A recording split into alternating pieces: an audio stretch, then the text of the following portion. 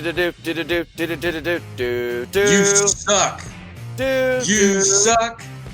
You suck. You suck. You suck. Hello, everybody, and welcome to Call It in the Ring. And tonight we're talking about everything Kurt Angle. I am Jordan, and I'm joined here, like always, with my best buddy from Kurt Angle's home state of Pennsylvania. Ed, how you doing? Yeah, buddy. Yeah, buddy. Listen, I'm so excited to talk about Kurt Angle. The Call in the Ring verse and Movie Guys verse knows me as being from Pennsylvania, Western Pennsylvania. I more identify personally with some of the things from Cleveland, but I have lived in the shadow of Pittsburgh and the Steel Curtain for the majority of my life. So I do root for guys that are from the area. He went to a local university, Clarion University. I know I'm jumping ahead into the story we're going to tell, but so that adds even more to it for Kurt Angle. Even when I didn't think he was that great in the ring, which we'll get into, and the times when I great in the ring, told a great story. I've rooted for him basically for his entire. Well, Kurt Angle is one of my personal favorite wrestlers of all time. Really? How to say this, Ed? You know, he just makes me happy. Okay. No, Kurt Angle is just fun. I always was a fan, even when he came out in WWE, because that's when I first found out about him. I always liked him.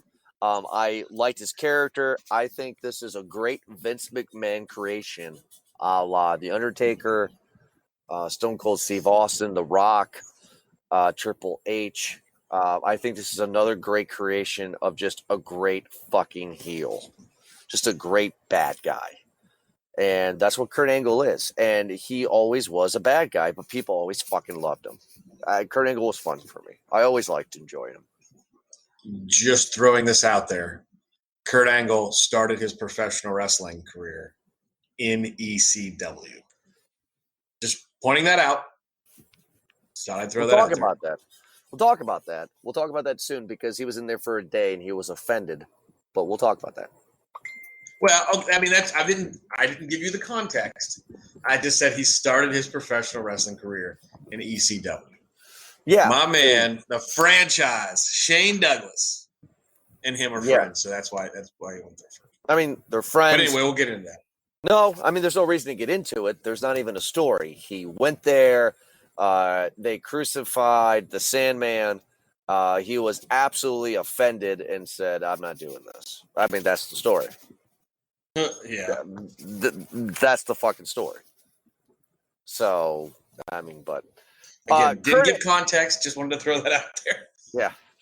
The reason why that we're doing Kurt Angle for this episode of everybody is because leading up to WrestleMania 35 here in New York at the Meadowlands at the new Giant Stadium and Jet Stadium, WrestleMania 35 will be Kurt Angle's farewell match against Baron Corbin. Our prediction is already here. Baron Corbin will win the match because when a wrestler gives his farewell match, they always lose. So they can soak up the applaud from the ring. So we already know that Kurt Angle was going to lose. They go out looking at the stars, as they like to say, up at the lights. They like to go out on their back, just like Jordan's wife. But anyway, sorry.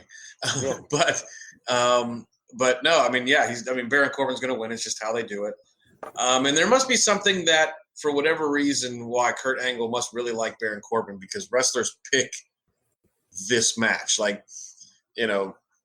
professional athletes tend to pick the game for the most part, unless they get injured.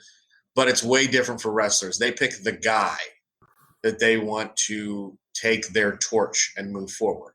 Which, as you saw with Flair and Shawn Michaels. Which we're not going to talk into detail about. We're really not. but just to share my personal opinion, and Ed, you can retort if you choose. In 2002, a young Punk comes on SmackDown and introduces themselves as John Cena. Mhm. And they have a great match together and for a kid out of nowhere. So Angle started Cena's career. It would be better for me to see Cena come back to end Angle's career. That's what should happen.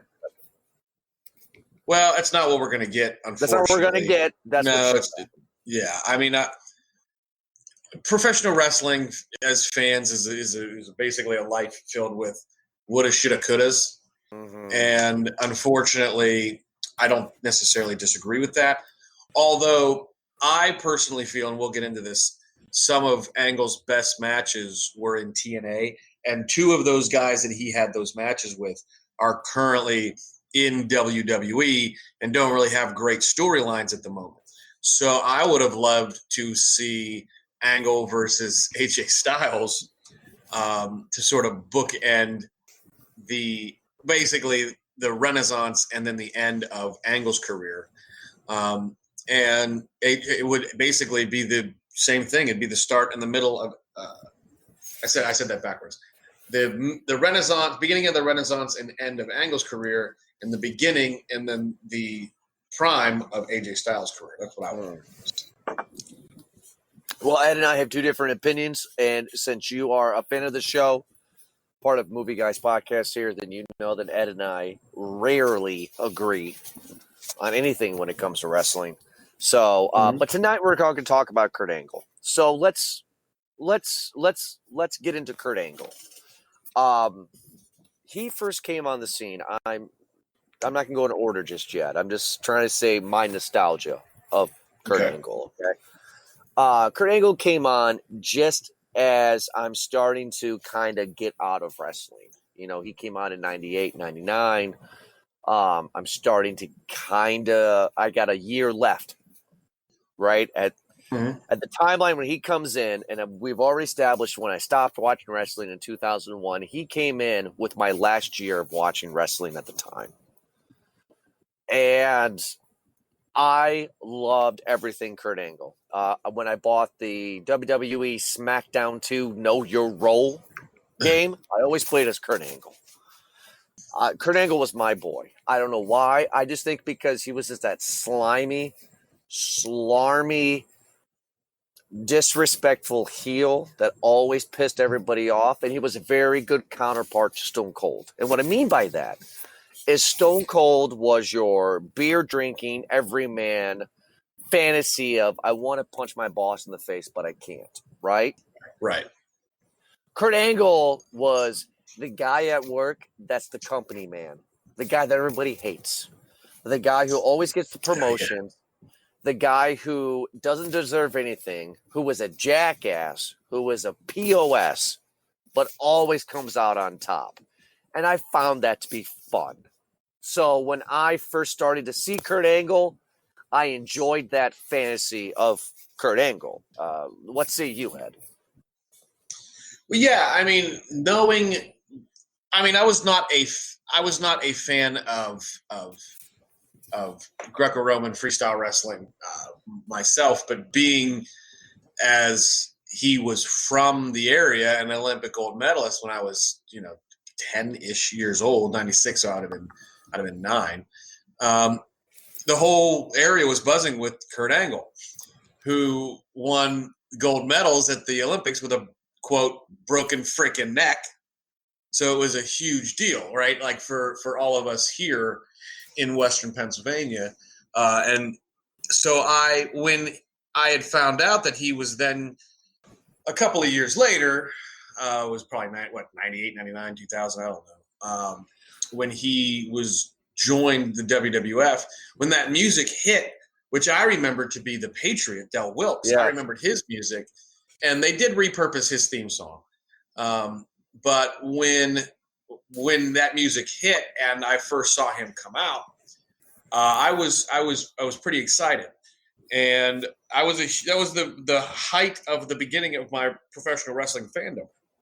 So I was also a huge Kurt Angle fan. and in different ways. And when he turned heel, I, much like most kids at that time, was like, fuck this guy. He sucks. But I've always had an admiration, especially as an adult. Yes. I agree with you. The last bit of nostalgia that I have about Kurt before we get into the nuts and bolts of it is the 1996 Summer Olympic Games in Atlanta, Georgia. Mm-hmm. The last time that the Summer Olympic Games have been held in the United States. Now, there were the Winter Games held later, but the last time the Summer Games have been here, right? The big one. The reason why that I have nostalgia with the 1996 Summer Olympic Games, Ed, out of the 10 years that I've known you, I don't think I've ever shown you. So when I see you here in person in a few months, I will show you. But I have a bottle of Coca-Cola, unopened glass bottle, and the back of it is the 1996 Summer Olympic Games in Atlanta. Oh, cool. Cool little timepiece there. I know. And I had these football helmets. I had Michigan football helmets. I don't know why. They're small little football helmets, right? Mm-hmm. And this was at the time when the Bud Bowl was a big deal, when it was Budweiser versus Bud Light during the commercials of the Super Bowl. Still to this day, since 1998, I have a Michigan helmet. Right now, I'm looking at it here in my garage. I'm looking at the Coca-Cola 1996 Atlanta bottle with the Michigan helmet on top of it. Right now. Yeah, that's pretty cool. I mean, I wish it was an Ohio State helmet, but, Sure. So I think we need to. We're not going to because we will die, but I think we need to crack open that Coca-Cola. We should not do that. We will definitely die. It literally will take the rust off of a penny when it's fresh. What the fuck do you think it's going to do? I know. 22 years later. But 23 years later. You know what I also like to crack open? A nice cold beer. Ed, where can our fans check out a nice cold beer at? InsideTheCellar.com. Although it does not come to you cold, you got to put it in your fridge and make sure it's cold. You can actually order lots of different types of alcoholic beverages that you wouldn't normally get to enjoy locally. Every place in this country, thankfully, there's a renaissance for craft beers and bucking the system with the major beer companies, although a lot of these small breweries are owned by them, but that's a true story. But you go on InsideTheCellar.com and they will tell you exactly sort of what you tell them what you're looking for beer. You tell them what you're looking for wine, the vintage, the style, the area that it's from. You tell them sort of what you're looking for. You put it in the system there and it spits out the perfect wines for you, the perfect kinds of beer, and then you can throw it in your fridge and get a nice ice cold beer. So definitely everybody check out InsideTheCellar.com. Great partners and great members of the Movie Guys Verse. So pretty excited to keep them on board for a while. So Kurt Angle is a high school wrestler, goes into college, becomes a great wrestler, goes into the Olympics, and wins the Olympic gold medal with a broken freaking neck, as he loves to say. After that, he does not go into professional wrestling. He goes into sports broadcasting and is a complete failure. Just not very good at it. Now, he began wrestling with WWF at the Pro Power Wrestling, but I do not want to make this a 3 episode, fans. So we're going to skip ahead until Angle's first in-ring debut at November 14th, 1998 Survivor Series at the Joe Louis Arena in Detroit, Michigan, where he defeated Shawn Stasiak. Mm-hmm. So this was Kurt Angle's debut match. And we got to remember that Kurt Angle was trained by two of the greatest trainers in professional wrestling, Dory Funk Jr. and, of course, Tom, don't call me my brother, Pritchard. A couple of really great wrestling trainers. So, it's definitely, guys like him. The reason he didn't go into professional wrestling right away was because he thought professional wrestling sucked. He hated it. We got to get into that a little bit. We got to talk about that. And he was actually offered a contract by what was then the WWF right after him winning the Olympics, winning at the Olympics, and he turned it down because he said wrestling sucks. Or he told Vince McMahon that he wasn't willing to lose any matches. He wanted to win everything. So Vince told him to go fuck himself. And then he started watching it and fell in love with it, and that's when he decided to go the other direction. Although he was a failure at things like what you said. So He was a failure at what? at things like what you said, he broadcast. Yeah. I mean, like, it is, you know what, though? I can't blame the guy. I will understand that, from just a professional aspect. I'm not going to dog Kurt Angle for feeling that way. This man has wrestled his whole life leading up to this point, right? He wins the Olympic gold medal for wrestling, right? I mean, like, This is wrestling. He was wrestling.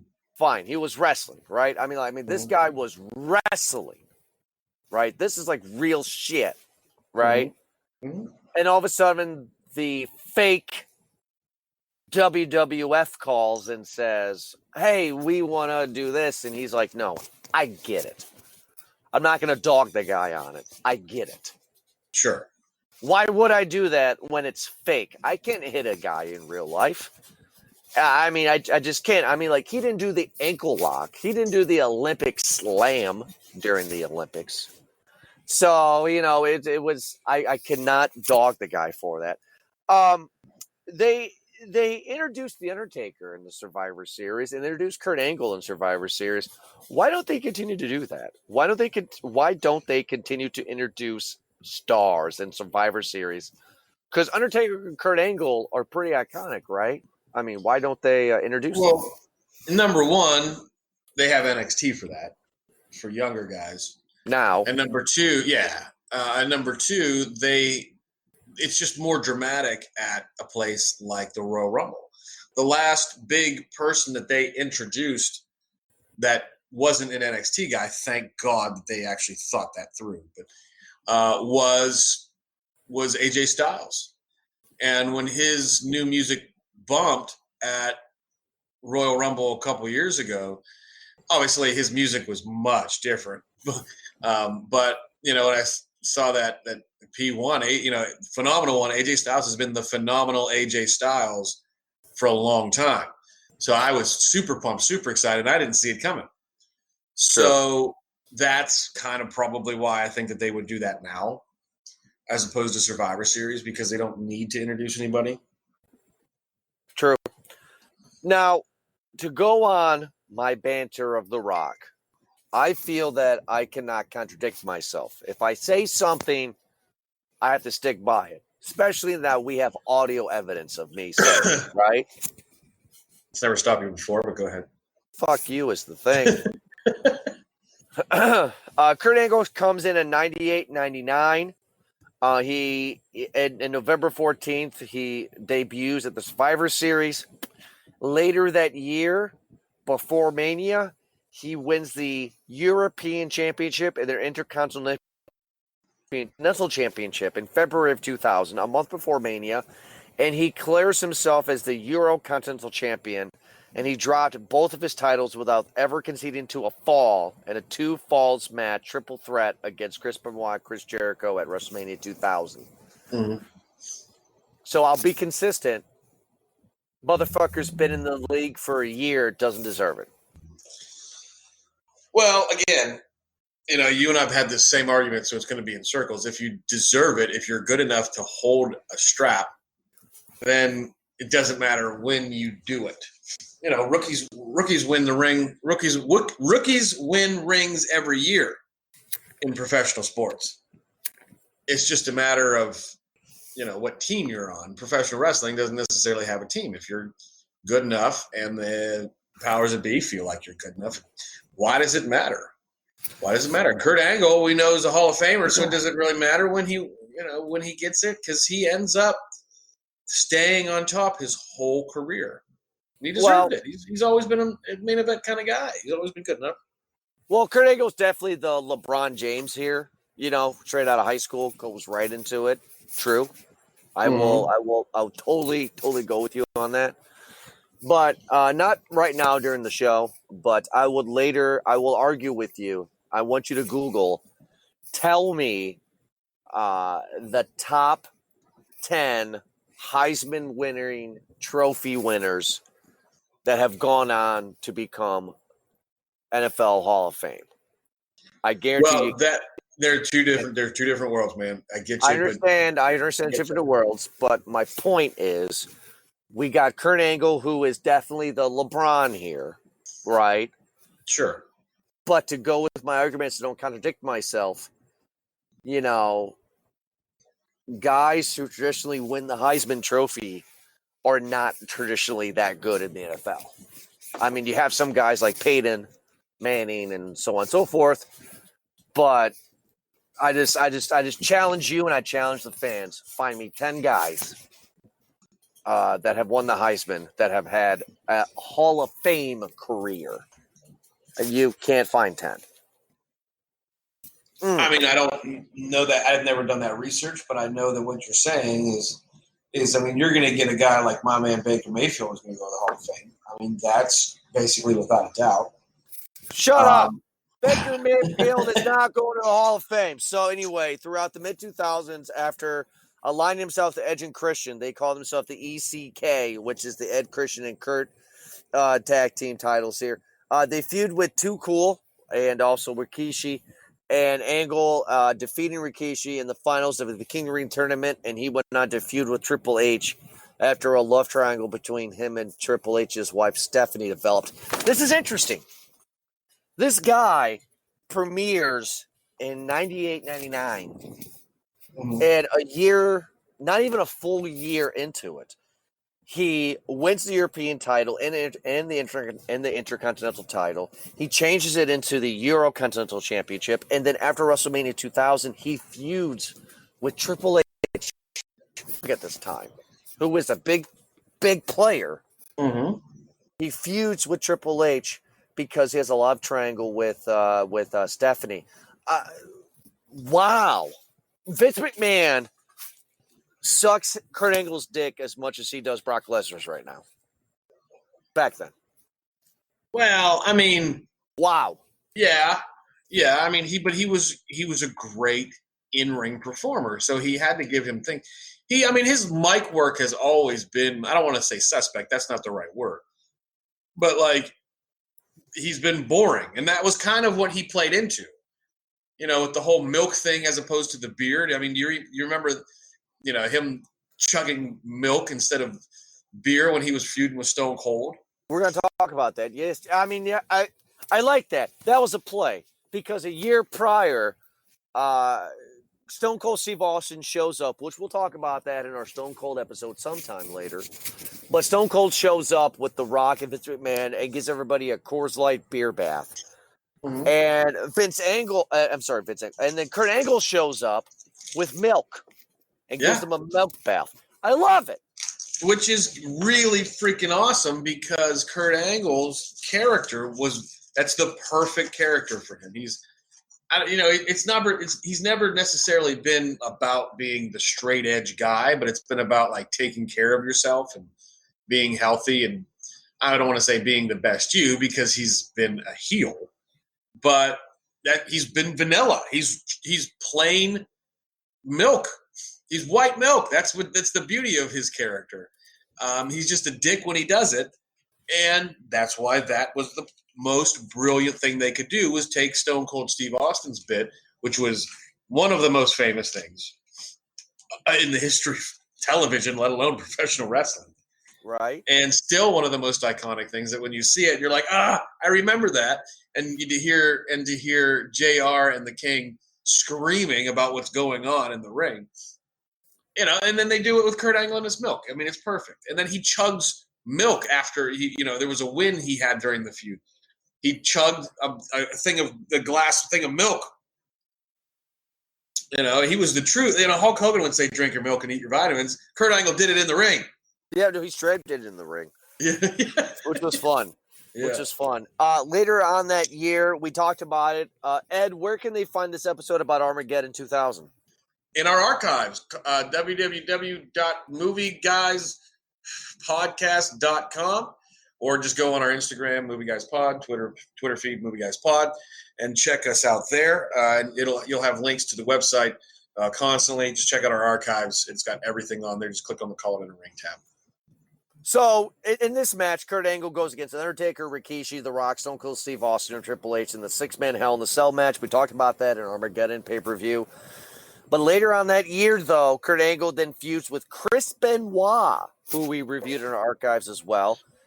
And he defeated at WrestleMania 17, but lost him at Backlash a month later in an Ultimate Submission match where Benoit defeats Angle 4 falls out of 3 in a sudden death overtime.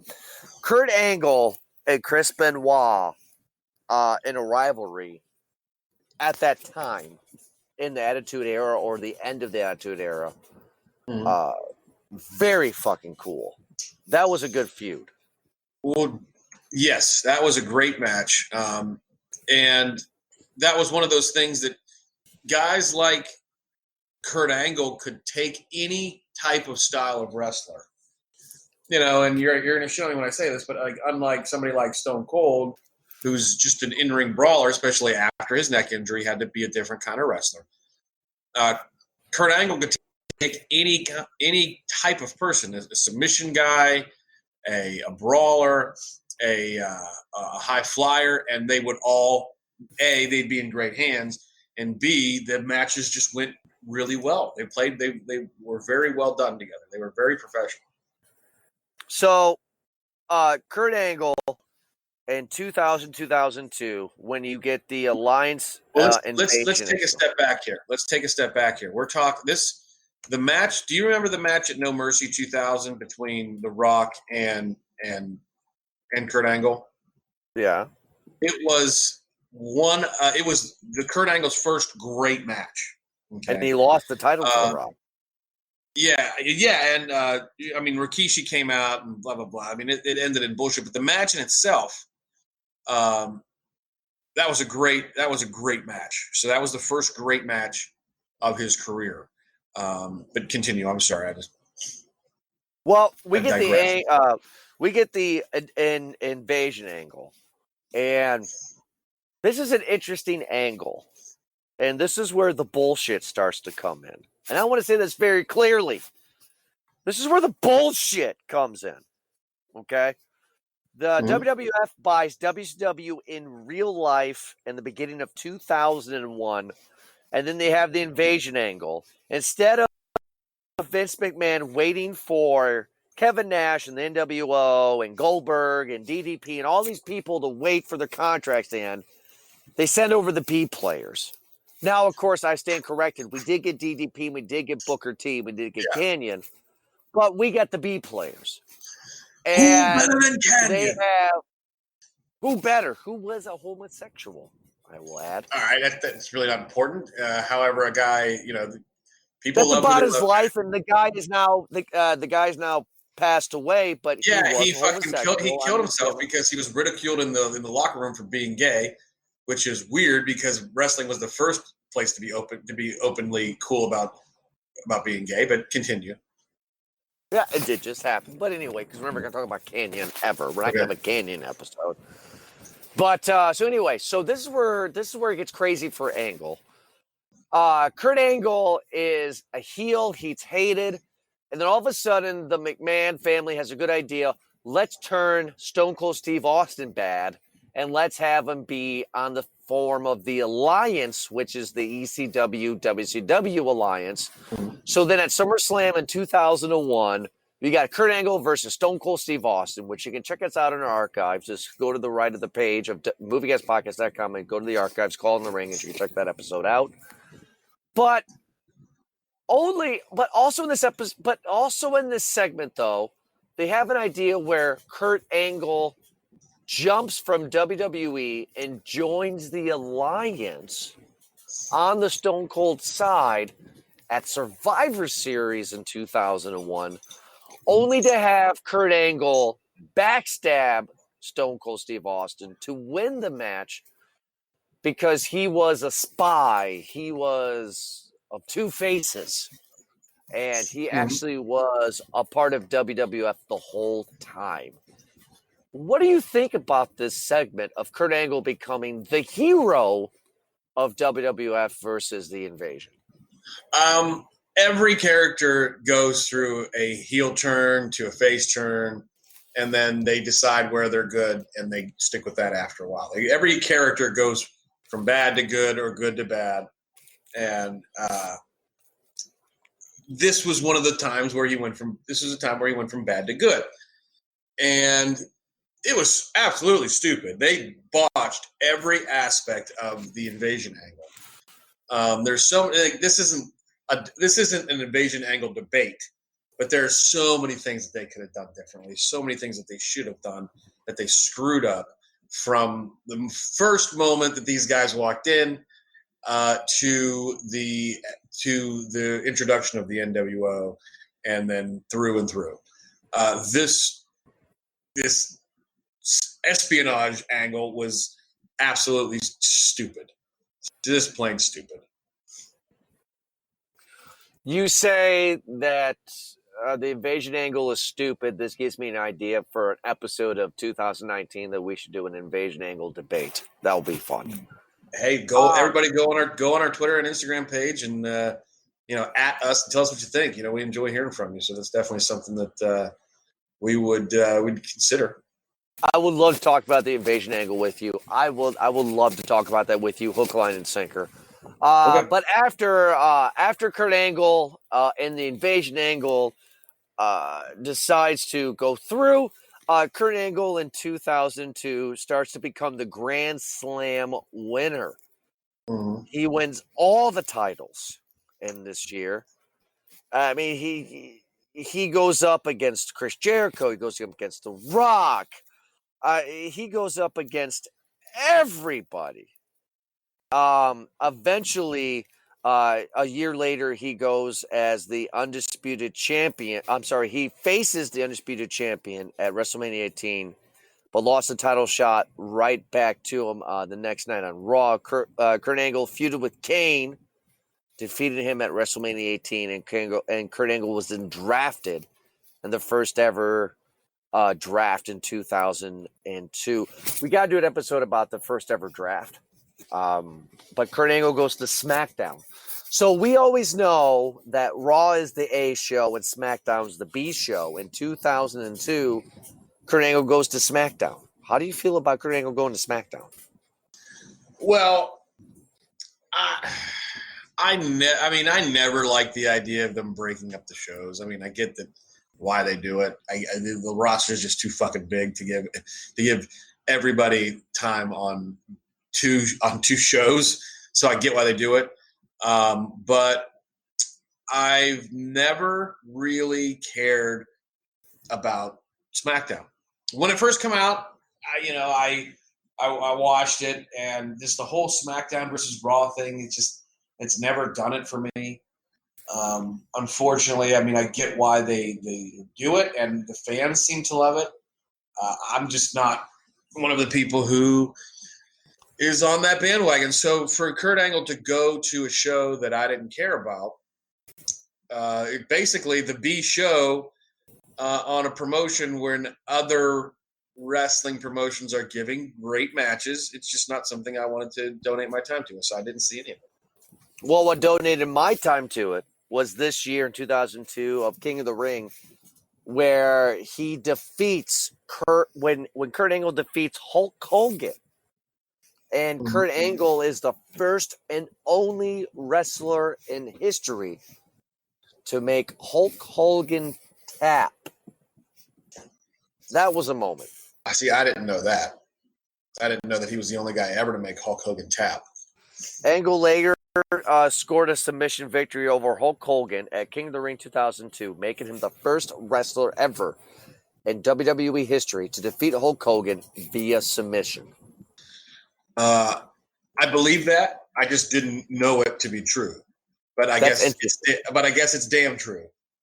It's nice. Later on that year, of course, Kurt Angle decides to open up challenges, and we get introduced to a guy named John Cena, who made his television debut on June 27th. Really? Fuck that guy. You can't see me. I mean, technically I can't because you're in Pennsylvania. I'm in Ohio. You can't see me. My time is here. But John Cena's gay. Fuck John Cena. But wow, John Cena sucks. John Cena suck. Yeah, he does fucking suck. Well, no, he doesn't in the ring. But go ahead. Whatever. Angle won his third WWE Championship at Armageddon in 2000 and 2003, defeating Big Show at the help of Brock Lesnar. While still his third reign, Angle began a new storyline where he gained the services of Paul Heyman and Team Angle. And then the SmackDown general manager Stephanie McMahon announced that Big Show would face Chris Benoit to determine who would face Angle at the Royal Rumble. So Big Show loses to Benoit in that match, and after that match, Angle and Big Show brutally attacked Benoit at the Royal Rumble. Angle defeated Benoit by forcing him to submit to the ankle lock. He then began feuding with Brock Lesnar, who won the 2003 Royal Rumble match. And then later that year, Angle lost the WWE Championship at the main event of WrestleMania 19 to Lesnar due to it needing time off to recuperate from injuries. So in April of 2011-2003, Angle goes under neck surgery. So 2003, Angle goes into neck surgery. He stars in 1999. He's only been in for a few years. And now Angle has to stop. He has to stop because he has bone spurs and he has fucked up disc and he has to get fucking surgery. Angle returned as a good guy in June. Lesnar got beat by Angle and Big Show in a triple threat match at Vengeance. And then Angle came back to win this WWE Championship. So he starts to feud with them throughout his time.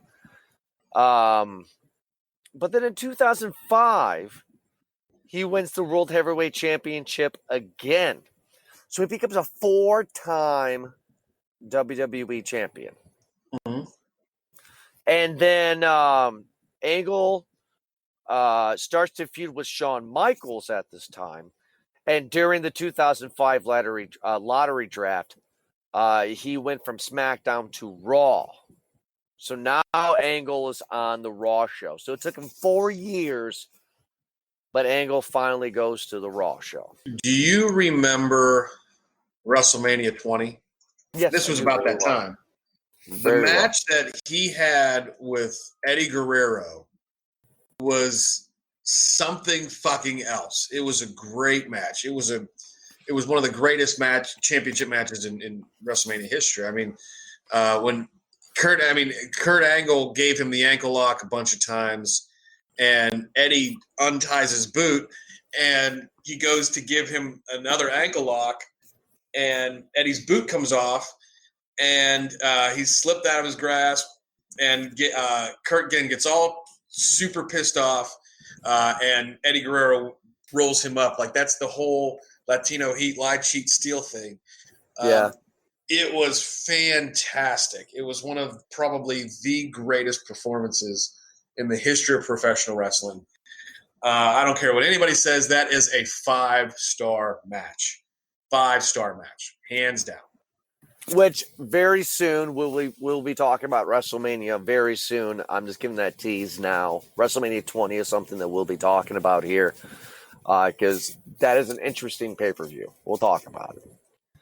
Yes, it is. Yes, it is. So now, Angle was granted an early release from his WWE contract because of health reasons. Angle stated, let's get this straight.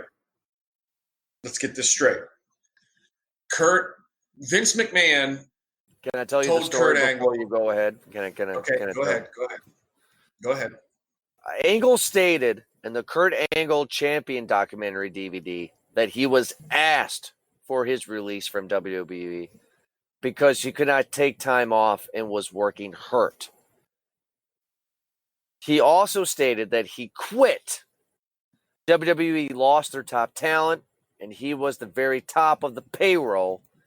Angle wrestled his last match at an ECW taping on August 8th, which ended in a no contest against Sabu. Sure. So the real thing here that happened is that Vince basically told Kurt Angle, "You're too hurt to wrestle, and you have to retire." And Kurt Angle said, "No, I need some time to heal, and I'll be back." And Vince told him, "No, I can't let you do that. If you need time off, but you need to retire." And Kurt Angle told him to go fuck himself. Not so nice of words. And Vince McMahon said, "Well, if you need to take time off, then I'm not going to pay you. So either go out and wrestle and sign a waiver saying that WWE is not liable for your inevitable paralyzation, being paralyzed, paralysis." And Kurt Angle said, "No, I quit." And so then this is when he goes to TNA and has what is widely regarded as the best era of his career. So you're on Team Angle on this. You do not agree with McMahon at all. Correct. You're a fucking idiot. Well, you can call me whatever you want, just because I don't agree with the guy that you idolize and would play with his man parts if he let you. I'm a guy who likes things that aren't necessarily related to the WWE. I love professional wrestling. I like the WWE, but I loved his performance in TNA, and he gave, Vince blew it. Vince blew it because, matches that he had, like in the early 2000s, like 2005, he had a match again, or 2000. I forget. I might be getting the years wrong. He had great matches for the number one contender spot with Samoa Joe. He had a fantastic match at Hardcore Justice or Hard Justice or some 2008. He had a fatal 4-way with Sting and AJ Styles at No Surrender 2009.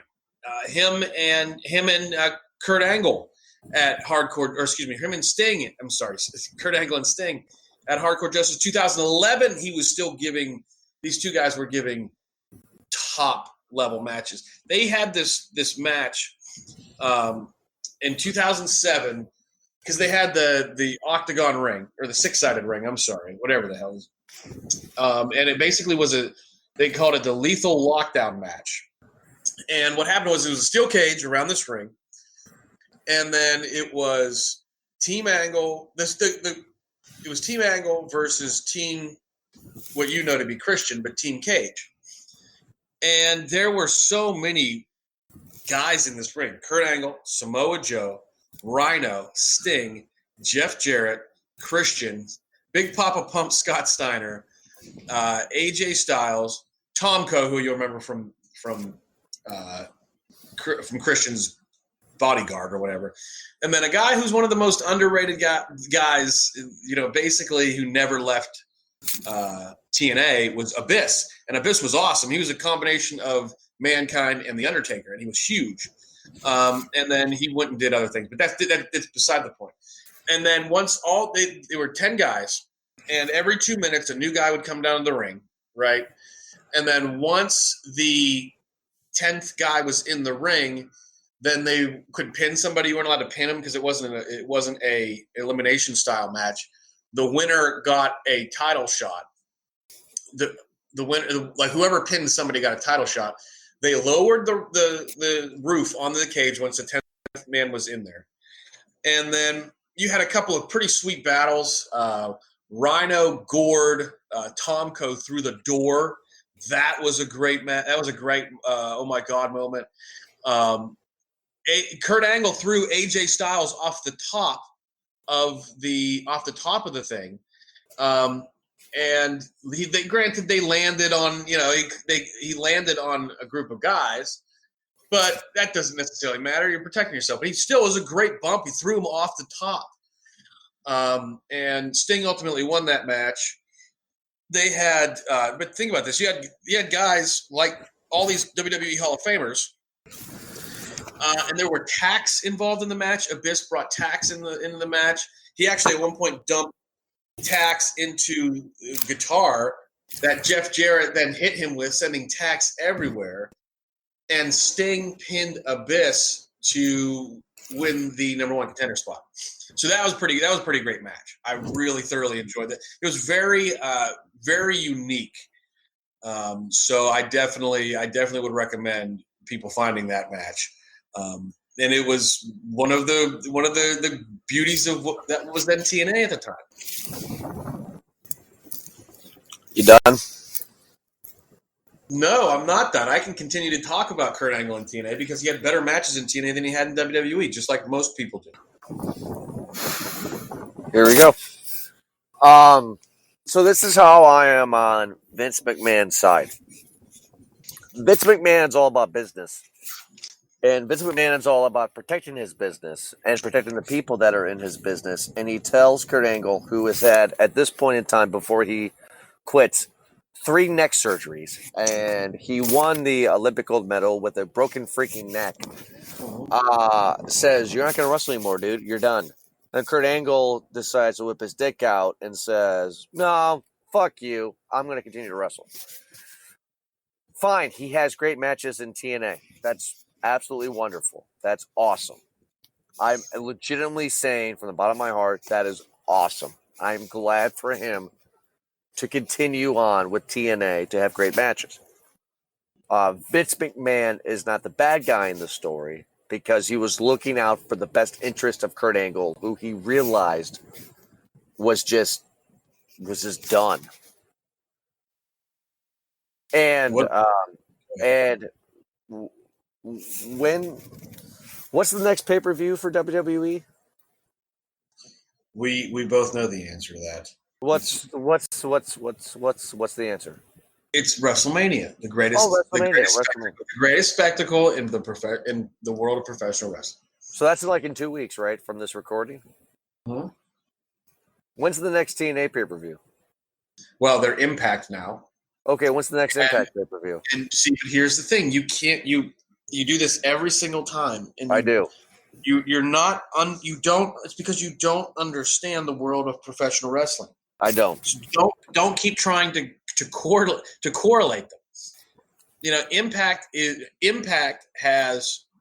on TV, just like Ring of Honor's on TV, and their events are not large enough to get pay-per-views. Just plain and simple. That doesn't mean they're not good, and you can't just because you have something on pay-per-view doesn't make it any good. People pay to see it, sure. WWE is larger than any of them combined. Fact. That doesn't mean at all. And by the way, back in this time, every single Wednesday was TNA was on TV, but they were all pay-per-views. People paid to watch every single TNA match so that they didn't have to watch WWE at That's this true. particular time. Thank you very much. Very, very true. Very, very true. And I like comic books. Do you like comic books? I love comic books. Do you like comic book movies like Marvel and DC? Most of them, yes. Most of them. So out of, let's say, 10 Marvel movies, you would like 9 out of 10, right? I don't like them because they're Marvel movies. I tend to like them because That wasn't my question. My question was, do you like these movies that are Marvel movies? 9 out of 10? The ones that have come out have been good movies. So that's still answer my question. Do you like them 9 out of 10 times? Not because they're comic book movies, Jordan. I am answering your question. It's just I'm not going to give you potato out of 2 + 2. And I seem to tell you every episode. I have to tell you the same damn thing. Okay. Well, I'm just trying to get you to understand that I don't know why you would say Vince McMahon's a bad guy. I didn't say that. That's not what I said in this particular context. No, you didn't. I will actually retort what you said. You said that Angle had arguably, and I will make this very clear one more time, Kurt Angle had arguably his best matches in TNA, Total Impact, Tomato Tomato, after his career with WWE, because Vince McMahon said, "Hey, look, you're done." And the content in which you were saying that made me believe that you thought that Vince McMahon was a bad guy. That's for not what I telling. said. He was trying. The information that Vince McMahon had was that Kurt Angle could paralyze himself at any given time, and he wanted to protect himself. Yeah, protect himself from letting Kurt and the people that are watching, and protect his brand from watching Kurt Angle get paralyzed in the middle of the ring, because it almost happened with Stone Cold, and he was trying to protect himself. Absolutely. So then, so he probably protects him, and then Kurt Angle decides to have a big dick and say, "I'm Kurt fucking Angle. I can do what I want." And he goes to TNA, and TNA becomes the next WCW, and then flounders like the next WCW. And now Kurt Angle is going to wrestle in his last match ever at WrestleMania. I'm just trying to prove, which will never ever end the show, not this show, but this series of Calling in the Ring, with you and I agreeing that no matter what, at the end of the day, everybody's going to come crawling back to the WWE. And That's not a fact, but continue. I mean, but it is. Look at all the Hall of Famers that have been a part of WWE. It's the WWE Hall of Fame. It's not the Professional Wrestling Hall of Fame. Exactly, but look at all the They only let WWE superstars in there. It's something that they've created. It's not like it's something that they say, "Oh, we should let guys that never wrestled for while WWE was around. We should let guys, in there. Like you put the fucking Honky Tonk Man in there, yeah, but not Buff Bagwell, right? I'm not saying Buff Bagwell was any good, and in WWE, the Honky Tonk Man was the longest reigning Intercontinental Champion of all time at that time. But that doesn't mean that their careers weren't equal in a lot of other ways. But Buff Bagwell never wrestled the way Honky Tonk Man did in WWE. So that's why he's not in there. You know what? They put Brutus the Barber fucking Beefcake in there, for fuck's sake. I'm gonna interrupt you. They're just picking random guys from the 80s who aren't dead. So I'm gonna interrupt you. I'm gonna be honest with you. Secret Time.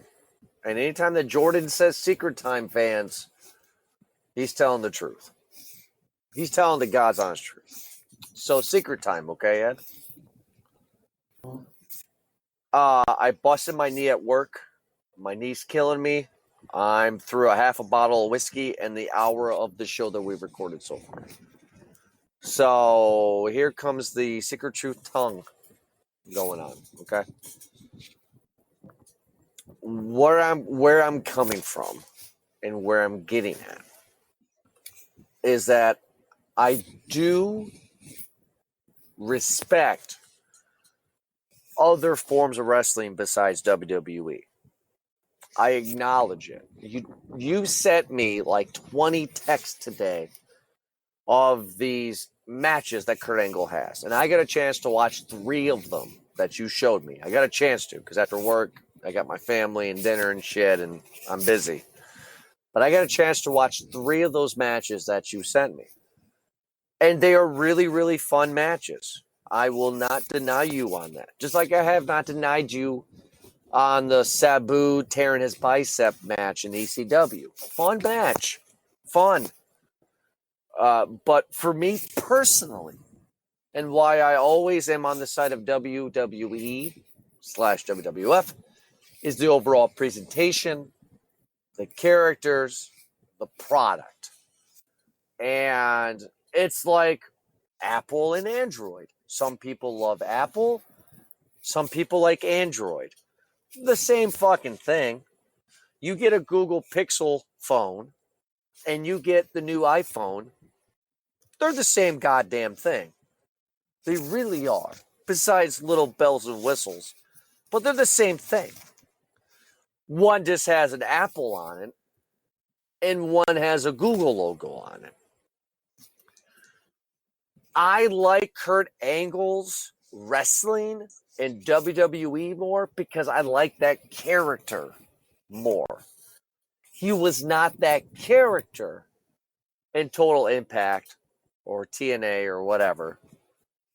So therefore, I am not that invested into that character. That's not the Kurt Angle that I know. The matches were fine. I am not going to complain about the matches. Just not into the character. I'm not into the presentation. I'm not into the product. I would rather buy an Android or an Apple compared to the Android or an Apple. Fair? That makes sense? Is that fair? I'm not going to argue with you because I'm afraid you're going to pass out and fall asleep on air if we don't move on. No, I'm not going to pass out. I'm just saying, okay. You and I both like TVs, right? And if you buy a Sony and I buy a Samsung, same fucking TV, just a different name on the fucking thing. It's the same exact fucking thing, right? Look, again, you can't correlate these things. They're different worlds, but how is Sony and Samsung different? I'm just asking. Look, fuck wrestling. No. Fuck wrestling. I'm just trying to prove a point. Fuck wrestling. You buy a Sony 55-inch 4K. I buy a Samsung 55-inch 4K. What's the difference? What's the difference? I'm just talking TVs. Fuck the show right now. What's the difference? Just answer me that question, please. All right. So you want to lay it down? We can lay it down. All right. It's not about a matter of preference for product versus product. You know, you can be a fan of any football team you want. You're going to hate the rival, right? Like you are a fan of the Green Bay Packers. You have no reason to hate the other person, but the product is the same. They're all trying to go out there and do the same thing. In the world of professional wrestling, okay, whether it be in TNA, Ring of Honor, WWE, yes, WWE attracts the biggest and brightest stars because of the money. Their company is larger than any other company that does what they do. But to compare WWE's wrestling to what is going on in other brands throughout the history of professional wrestling, to compare that to trying to buy one TV over the other, that's really not the same thing. You can't correlate them. They're not relatable in the ways in which you're attempting to relate them. You love Johnny Omega, right? You love Johnny Omega. Jordan. You can't. You love Johnny Omega, right? Of course I love Johnny Omega. Or Kenny Omega. Kenny Omega. I'm sorry. Kenny Omega. Sorry. Kenny. I 100% apologize. It's Kenny Omega. I'm sorry. So you love Kenny Omega, right? That's your dude right now, right? Yes. Would you Ed, say that Kenny Omega is on par with AJ Styles when it comes to wrestling in the ring? I would say Kenny Omega is better, but I love AJ Styles too. You know that. Okay, so AJ Styles is just as good, right? I would say that Kenny Omega is better, but I do like AJ Styles. Okay, so that's kind of my point. My Kenny Omega is WWE. I like WWE Kurt Angle better. And either know that I respect TNA Kurt Angle for what he did. I cannot agree that TNA Kurt Angle was better as a character or as a wrestler to the other. What I mean by that is, again, Ed, I want you to hear me very clearly. I watched 3 of those matches you sent me. They were good matches. I'm not going to shit on you. They were good matches. I enjoyed the shit out of them. Okay? I enjoyed Angle's 6-man Hell in a Cell match way more, though. I just like it more. That's my personal That's my personal preference. And I think the reason why every single episode of Call in the Ring that we have, that you and I keep on going back to, you whipping your dick out about independent wrestling or other wrestling shows, and me whipping my dick out from WWE, is because we're both saying the same fucking thing. We are on the same fucking army. We're just fighting the battle differently. I need you to know. I need you to realize something. I need you to realize something, Jordan. We're going to move on after this point, okay? Just because you think something doesn't make it a fact. As we're literally sitting here talking, and I'm listening to you argue the same point you've been trying to make unsuccessfully for the past 3 months of the show, I'm sitting here scrolling through Instagram, just scrolling through it. And Kurt Angle posted a picture of himself in the ring during his farewell tour about how he loves AJ Styles in the ring, and he doesn't pick a picture of the two of them at any other point other than when they were in Impact together. Because he understands that that was his time to shine. The guy who literally we're talking about now just posted on his Instagram page a picture of him and the guy he's wrestling tonight while in WWE, or wrestled tonight, while in WWE, for the both of them, he chose a picture of the two of them in Impact together. Why? Only to theorize, A, that AJ Styles looks significantly younger in this picture, as does he, or B, because that time was better for everybody involved with the one exception of the money, Jordan. So to end this point, to end this rant, and to hopefully end all future discussions on this same fucking point, you cannot compare them in the world of professional wrestling. It doesn't work that way. You cannot do that. You can't compare. It's not Pepsi and Coke argument. It's not a matter of preference. It's not Sony versus Samsung versus Vizio TVs. It's not Apple versus Android.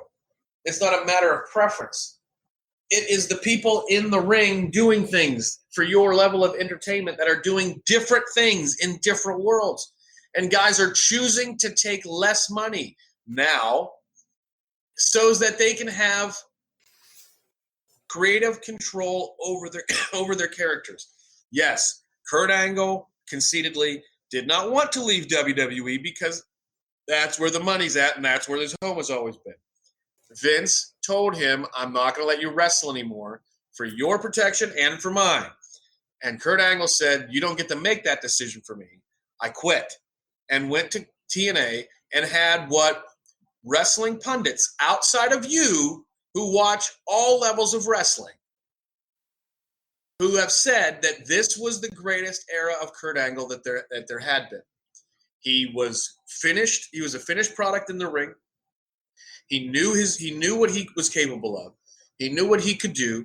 He knew how to take care of other guys. He knew, for fuck's sake, how to throw a guy off of the top of a giant steel cage and protect him at that point in his career. Okay? You will not get this. You can't understand this point. I don't understand how you can't understand this point. And I'm sorry for all the fans that have listened to us argue the same point in circles for several months now, because Jordan can't get it through his thick fucking skull that wrestling exists outside of the world of WWE. Well, you know what doesn't exist outside the world of WWE yet? What? Jeff Jarrett's dick going inside of Kurt Angle's wife. Tell me about that. That exists. That does exist. That exists. So Kurt Angle's wife, Karen, was a stakeholder in TNA after a while. And Jeff Jarrett was also an owner in TNA after a while. And the two of them had an affair, and he left, and Karen Angle left Kurt Angle and became Karen Jarrett. and Dixie Carter, who also was the owner of TNA, was Jeff Jarrett's wife at the time. So it just made this giant discombobulated mess between the Angles and the Jarretts. And I wished, as I had said, and you can check this out in our archives, I wish during our review and reaction show to Royal Rumble that the two of them would have been able to square off. They just missed each other in the Royal Rumble this past year. That just proves my point then more that Jeff Jarrett is a sleazeball. well, I don't know the guy personally, so I can't. Jesus Christ. So 2016, I become a fan of wrestling again. Unfortunately, tonight, before we recorded, it's a Tuesday night. This episode's released on Friday nights, but I watched SmackDown and Raw, on Monday, Tuesday night. My 2-year-old daughter, 2.5 now, who's going to be 3 in August, who I got into wrestling with when she was born. We've all heard the story. Has finally not have an interest in wrestling anymore. We knew this was going to happen eventually, right, Ed? They're kids. They're going to have an interest, and it's going to go. She's had it for 2.5 years. I'm proud of her, but I think SmackDown Live, when we went there in Toledo, Ohio, with Huntington Center, was enough for her. My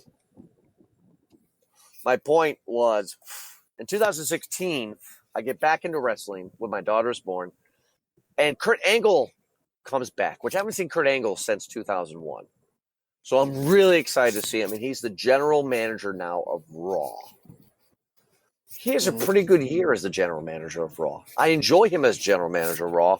Last year, WrestleMania, him and Ronda Rousey team up to go against Stephanie and Triple H just because.